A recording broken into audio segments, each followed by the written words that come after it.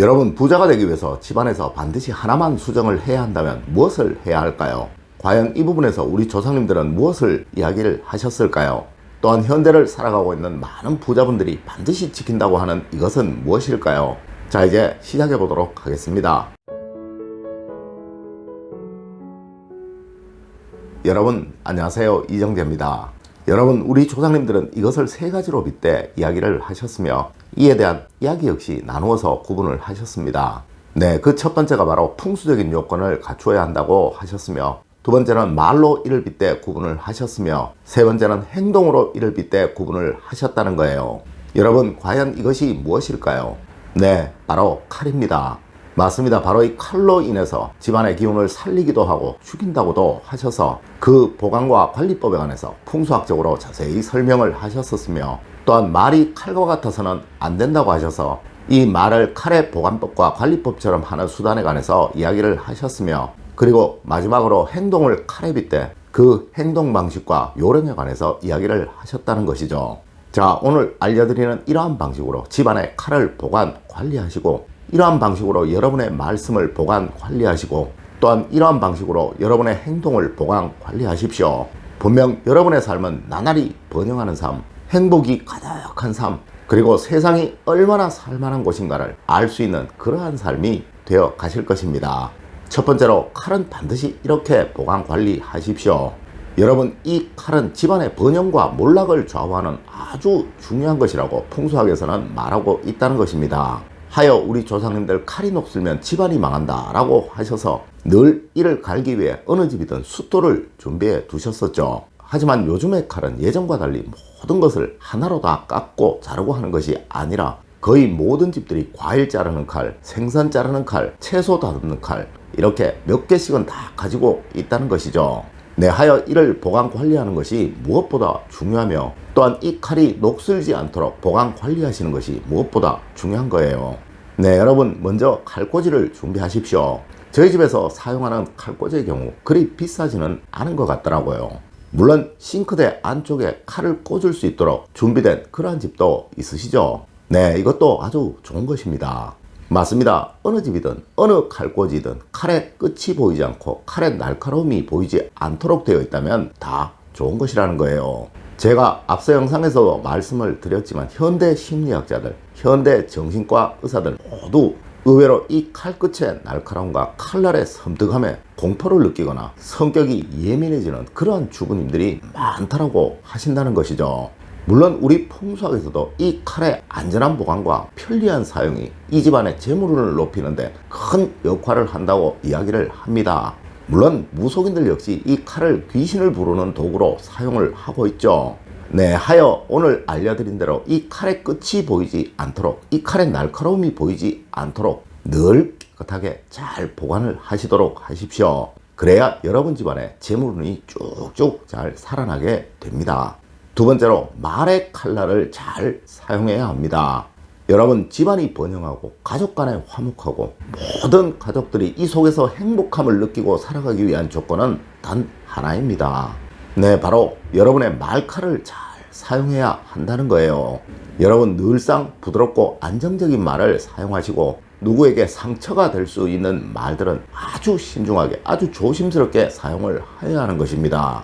네, 우리가 쓰는 말 한마디 한마디가 어쩌면 누구에게는 아주 치명적인 역할을 할 수도 있다는 것을 잘 알아야 한다는 것이죠.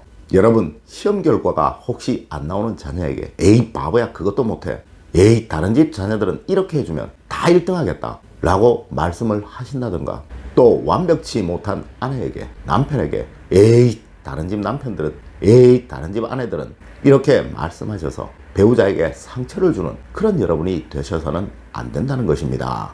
여러분, 오히려 에이 다음에 잘하면 되지 뭐, 사람 누구나 실수도 하는 거야, 그러면서 성장을 하는 거지, 힘내 아들, 이렇게 말씀하시는 부모님, 또 부족한 남편에게, 부족한 아내에게 여보는 그런 게 매력이야, 사람이 누구나 그럴 수도 있지, 그러니까 당신 나를 만났지 라고 말씀하시는 여러분, 됐어 그 정도만 해도 행복해 라고 말씀하시는 여러분이 되시도록 하십시오.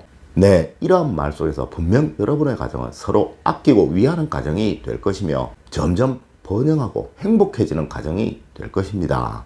네, 어떠한 일이 있더라도 아무리 화가 나더라도 서로에게 상처를 주는 말의 칼은 사용하지 마시라는 거예요.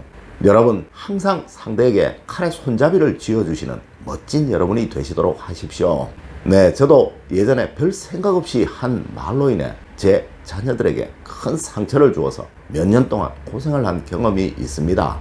네, 여러분은 이런 실수하지 마시고 늘 마음으로 품어주는 자녀, 늘 가슴으로 존경하는 아내, 늘 나를 대하듯 사랑하는 남편임을 그들이 느끼도록 해주십시오.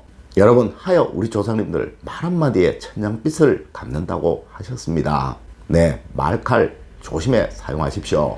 세 번째로, 행동의 칼날을 휘두르지 마십시오. 이는 여러분의 가정에서도 그러하며 여러분의 사회생활, 여러분의 직장생활, 여러분이 하시는 그 어떠한 생활에서라도 반드시 알아야 하는 이야기입니다. 네, 여러분의 행동은 어떠한 경우에도 폭력이 없는 행동, 거칠지 않은 행동, 날카로움이 없는 행동이 되어야 합니다.